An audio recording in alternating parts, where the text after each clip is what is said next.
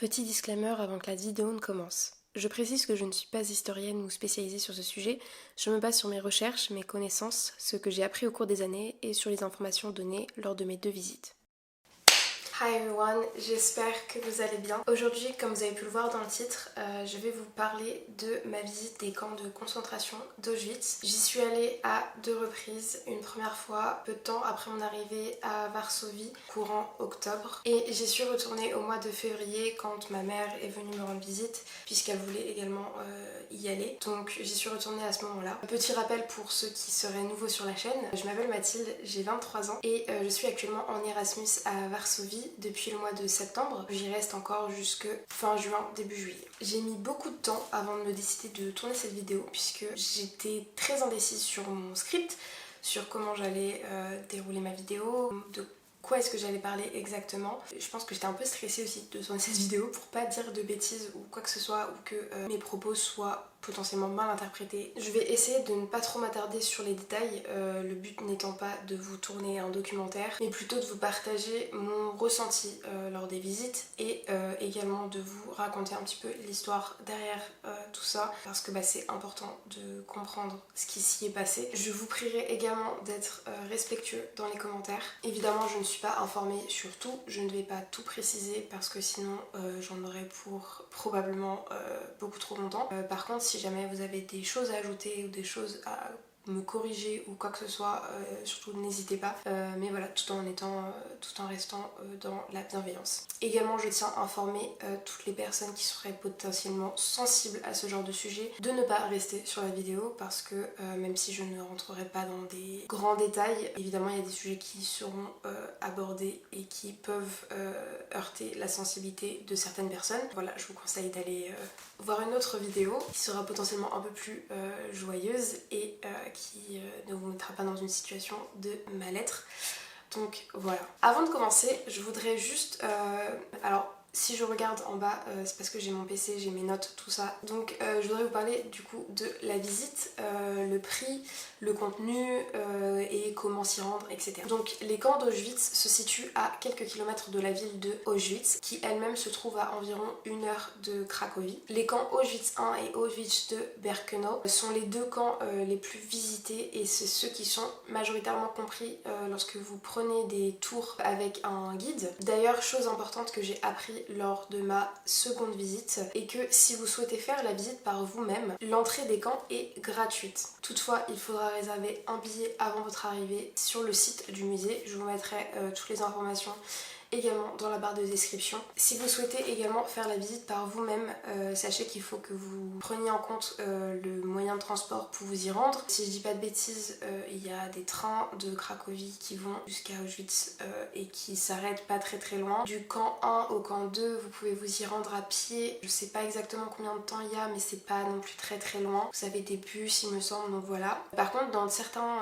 tours, donc si vous prenez une visite avec un guide, généralement le transport est pris en compte et on vous donne un point de rendez-vous dans Cracovie si vous partez de Cracovie pour l'aller, et pour le retour on vous redépose au même endroit. Surtout prévoyez une journée complète puisque entre le transport, le temps de la visite, parfois vous avez quand même une petite pause entre la visite des 2 camps. Généralement vous en avez bien pour 6-7 heures. Si jamais vous réservez un tour avec guide, les tours commencent tôt dans la journée parce qu'ils savent que vous en avez pour toute la journée. Mais si vous décidez d'y aller par vous-même, je vous conseille pareil d'y aller assez tôt si vous souhaitez faire la visite des 2 camps. Quand on fait une visite tout seul, parfois ça peut être un peu plus long parce qu'on va rester un peu plus longtemps, on va vouloir visiter plus de choses. Avec le guide, on a quand même une limite de temps, donc ils nous font voir les choses principales, mais quand on est seul, parfois on a plus de temps pour visiter. Donc voilà, je vous conseille pas d'y aller en milieu de journée ou fin de journée, sauf si vraiment vous n'avez pas envie de faire les 2 camps, ou si vous voulez juste faire Auschwitz 1 qui est la partie principale d'exposition, avec c'est l'endroit où il y a vraiment le plus de choses à voir. Donc voilà, ça tout dépend de ce que vous comptez faire. Si vous y allez en hiver, je vous conseille de vous couvrir puisque la majorité de la visite se fait à l'extérieur, même si pour le musée à Auschwitz 1, on est quand même pas mal dans certains baraquements qui sont utilisés pour exposer, mais voilà, il fait majoritairement quand même froid. froid, surtout si vous faites ensuite Auschwitz-Birkenau qui lui est principalement extérieur, donc couvrez-vous bien. Et important également si vous le faites l'été, je sais qu'une de nos guides nous avait dit que généralement à cette période-là il fait extrêmement chaud et parfois ils ne peuvent pas faire visiter certaines choses parce que par exemple les baraquements à l'intérieur il fait beaucoup trop chaud et c'est impossible de faire visiter. Donc voilà, si vous avez l'occasion de faire votre visite dans une période qui soit pas trop dans ces deux extrêmes, ce sera peut-être le mieux pour vous. Donc voilà, après en ce qui me concerne, le prix de la visite guidée avec le transport aller-retour de Cracovie m'a coûté dans les 40 € pour les 2 fois où j'y suis allée. Et même si il est possible de faire la visite sans guide, comme je vous l'ai dit, si c'est la première fois que vous y allez, si vous n'êtes pas calé sur le sujet, on va dire, je vous conseille de prendre un guide parce que pour le prix, vous aurez des détails que vous ne pourrez pas forcément connaître comme ça. En plus de ça, si vous parlez pas forcément anglais, tous les panneaux, toutes les indications sont marquées soit en anglais, soit en polonais. Il me semble qu'il n'y a pas du tout de français. Et en plus de ça, pour le musée, vous avez un audio guide. Vous entendez directement le guide vous parler dans vos écouteurs, donc il n'y a pas de risque que vous manquiez des informations ou quoi que ce soit. C'est conseillé d'y aller avec un guide si c'est la première fois que vous y allez. Si vous êtes vraiment ultra calé sur le sujet, que vous connaissiez déjà ou que vous y allez avec quelqu'un qui s'y connaît, c'est peut-être pas nécessaire et puis ça pourra peut-être vous faire économiser un peu d'argent. Voilà en ce qui concerne toutes les informations un peu pratiques, on va dire. Et sur ce, on va commencer. J'imagine que la majorité d'entre vous connaissent l'histoire des camps, ou du moins une partie, mais laissez-moi vous rafraîchir la mémoire. Le 1er septembre 1939, l'Allemagne envahit la Pologne, suivie par l'Union soviétique quelques jours plus tard. Cette période durera jusqu'au 6 octobre de la même année et est connue comme la campagne de Pologne, ou également sous le nom de campagne de septembre ou guerre défensive de 1939. C'est en effet cet événement qui marquera le début de la Seconde Guerre mondiale. Le 14 juin 1940 eut la première déportation de Polonais dans le camp d'Auschwitz I. Les camps d'Auschwitz existent au nombre de 3. Auschwitz I, Auschwitz II, Birkenau et Auschwitz III, Monowitz. C'est d'ailleurs une information que j'ai apprise au cours de ma première visite, puisque je pensais qu'il n'existait qu'un seul camp, soit le camp le plus, je pense, représenté dans les médias, qui est le camp Auschwitz-Birkenau avec la grande entrée et le chemin de fer qui traverse le camp. Je n'ai visité que le camp numéro 1 et numéro 2, donc je ne vais pas aborder le camp numéro 3 qui, il me semble, n'est pas tant visité que ça. Il faut savoir que les camps d'Auschwitz étaient les plus grands camps qui servaient à la fois de camp de concentration mais également d'extermination. Si vous décidez de faire une visite guidée, vous commencerez donc comme moi par la visite du camp numéro 1. Avant de devenir ce lieu que l'on connaît désormais, il s'agissait d'une base militaire. De 1940 à 1942, ce fut principalement un camp de concentration avec l'intention d'exiler et isoler les populations visées. C'est à partir de 1942 jusqu'à la fin de la guerre en 1945 que le camp s'est transformé en camp d'extermination, en addition à la concentration. Près d'1,3 million de personnes furent déportées, dont 90% d'entre eux décédèrent. La grande majorité d'entre eux étaient des juifs, mais on y comptait également des prisonniers de guerre, des tziganes, des homosexuels ou bien encore des opposants politiques. Au moment de leur déportation, la seule information que les gens recevaient était « Préparez une valise, vous allez être déportés en Europe de l'Est, où vous vivrez et travaillerez pour le reste de votre vie. » C'est d'ailleurs pour cette raison que l'on trouve à la porte d'entrée du camp l'inscription en allemand, et excusez-moi d'avance pour ma prononciation, Arbeit macht frei, signifiant le travail rend libre. Chaque bâtiment s'appelle un bloc et porte un numéro. À certains de ces blocs était attribuée une fonction spécifique, comme par exemple pour les blocs 10 et 11, se situant l'un à côté de l'autre, séparés par une cour appartenant au bloc 11, lequel servant de prison. Au sous-sol, on pouvait trouver différents types de cellules selon une sanction, mais je dirais plutôt torture, particulière. Par exemple, rester debout, dans le noir complet, privation de nourriture, etc. etc.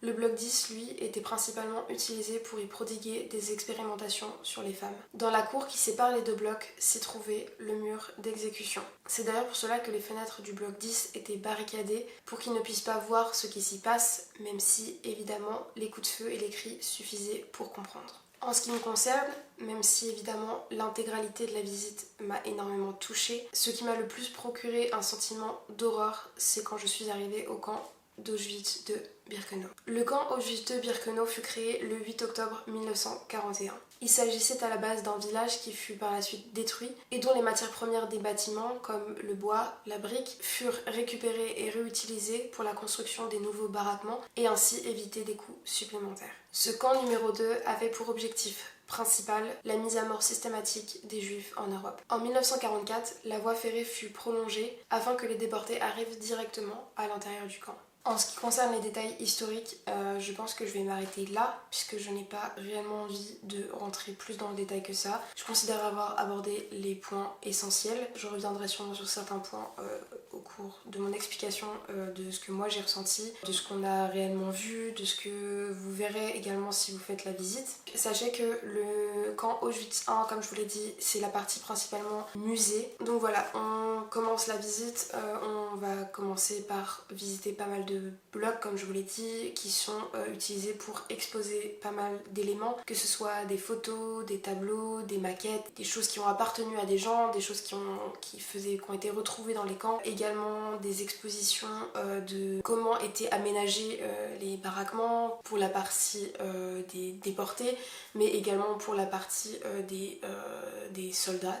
Il y a également ce grand couloir, je pense que le fait de l'avoir mis sous forme de couloir était assez impactante, on va dire. Mais vous avez ce grand couloir où de chaque côté vous avez des tableaux qui sont des photos portraits des personnes qui ont été déportées. Évidemment, ce n'est pas du tout une liste exhaustive puisque chaque personne n'est pas affichée, et puis également parce qu'il me semble qu'ils n'ont pas directement commencé à prendre des photos, des identités, etc. Je pense que ce qui m'a le plus troublée, c'est qu'en fait on voit des gens dont on a rasé la tête, qui sont habillés du coup de la tenue rayée qu'on connaît des camps de concentration et qui sourient sur les photos. Et c'est très perturbant parce que je pense que c'est soit il y a des personnes qui ne devaient pas avoir conscience de ce qui se passait, ou alors je sais pas, mais de les voir sourire alors que quand on sait ce qui se passe et ce qui leur est arrivé, ça m'a énormément touchée. Donc voilà, et je pense que la partie qui était le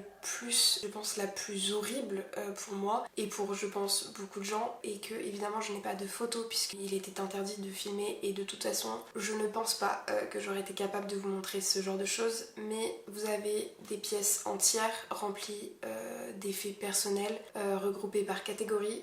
Donc vous avez une partie, vous avez des tonnes de chaussures, des lunettes, des prothèses de personnes qui étaient handicapées, des valises, de la vaisselle, et la partie qui était principalement interdite de filmer, c'est celle qui regroupe des centaines de tonnes de cheveux de personnes qui ont été rasées, dont les cheveux ont été récupérés puisqu'ils étaient utilisés à l'époque, il me semble, pour faire des tissus. Donc c'est pour ça que je vous dis, si vous êtes sensible, je pense qu'il faut être vraiment extrêmement accroché pour aller dans ce genre de lieu. N'y allez pas en vous disant que ça va aller. Moi je connais des gens qui seraient incapables d'aller dans ce genre de lieu et je les comprends. Il faut quand même avoir le cœur solide et l'esprit solide. Mais je pense que malgré ça, si vous en êtes capable, c'est important d'y aller pour comprendre ce qui s'est passé et surtout pour que ce genre de choses soit toujours commémoré, qu'on n'oublie pas ce qui s'y est passé. Et pour moi c'était très important d'y aller. Donc voilà, ensuite qu'est-ce que je peux vous dire de plus? Comme je vous ai dit, pour moi le moment où j'ai été vraiment, je pense, submergée d'une émotion d'effroi, c'est quand je suis arrivée du coup au camp numéro 2 pour la toute première fois, et même la deuxième fois où j'y suis retournée, c'était tout autant perturbant, parce que en fait le camp Auschwitz 2 est extrêmement grand, c'est-à-dire qu'il fait, si je dis pas de bêtises, 170 hectares, 270 mètres de large sur 2340 mètres de long. Je pense que les chiffres comme ça, c'est même pas suffisant pour que vous compreniez la grandeur de ce camp, et il faut vraiment s'y rendre pour se rendre compte de l'étendue. Et moi ce qui m'a le plus perturbée, c'est de me dire que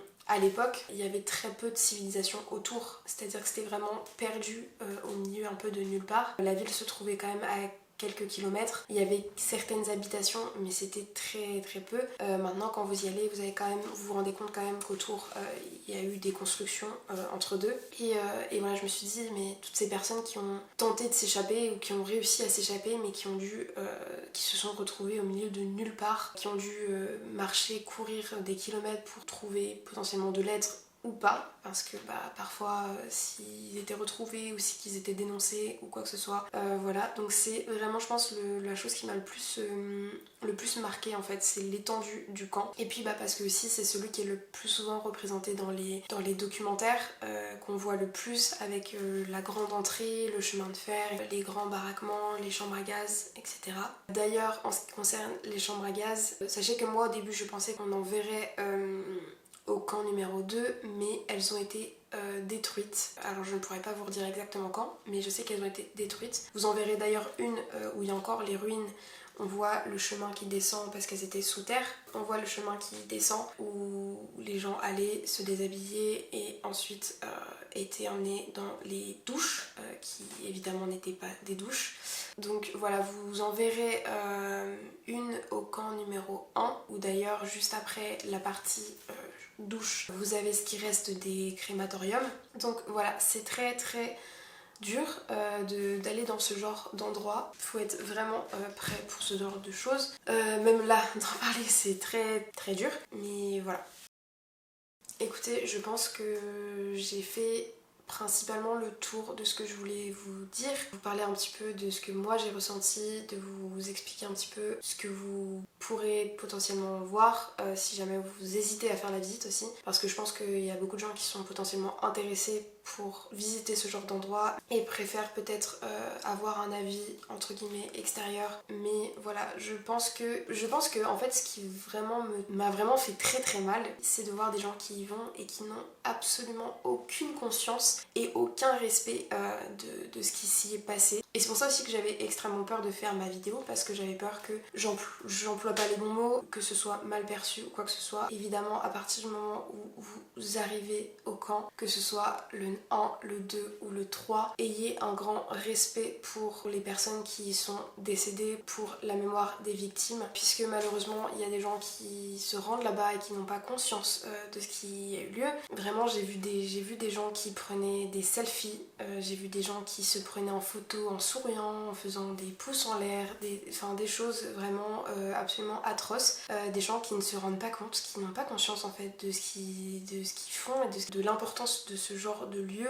Et vraiment, si jamais vous avez l'occasion d'y aller, ayez conscience de ça. Donc voilà, c'était vraiment je pense pour aussi prévenir sur ce genre de comportement, parce qu'en plus récemment, je pense que c'était cette semaine ou la semaine dernière, mais j'ai vu un article qui parlait justement de ça, où on voit des jeunes qui y vont et qui se prennent en selfie, en souriant, en posant sur les rails, mais vraiment j'ai halluciné quand j'ai vu ça. Donc voilà, et puis parce que en fait il y a également, je ne sais pas combien de personnes rescapées des camps il existe encore. Évidemment un jour il n'y aura entre guillemets plus personne ayant vécu cette période pour raconter ce qui s'est passé, pour perpétuer cette mémoire. Et je trouve que c'est tellement important que c'est le genre de choses qu'il faut pas oublier, parce que une chose qu'a dit une de nos guides, la raison pour laquelle les musées ont été créés, la raison pour laquelle les camps ont été sauvegardés, pour que les gens puissent venir voir ce qui s'y est passé. D'ailleurs, petite info, les premières personnes qui ont fait les visites étaient des rescapés eux-mêmes des camps, parce qu'ils y venaient pour raconter leur histoire, ils venaient pour que les gens sachent ce qui s'y était passé. Donc voilà, et cette guide nous a dit, le but était qu'on sache ce qui s'y soit passé et que ça n'arrive plus jamais. Voilà, je voulais faire une vidéo là-dessus parce que que c'était important d'en parler. Donc voilà, je vais m'arrêter parce que sinon je pourrais encore en parler pendant 10 ans. J'espère que la vidéo, à défaut de vous avoir plu, vous aura un minimum intéressé et qu'elle vous aura peut-être permis de savoir si vous êtes capable ou pas de vous rendre dans ce genre de lieu, qu'elle vous aura peut-être aussi donné quelques informations supplémentaires sur ce qui s'y est passé, les camps, etc.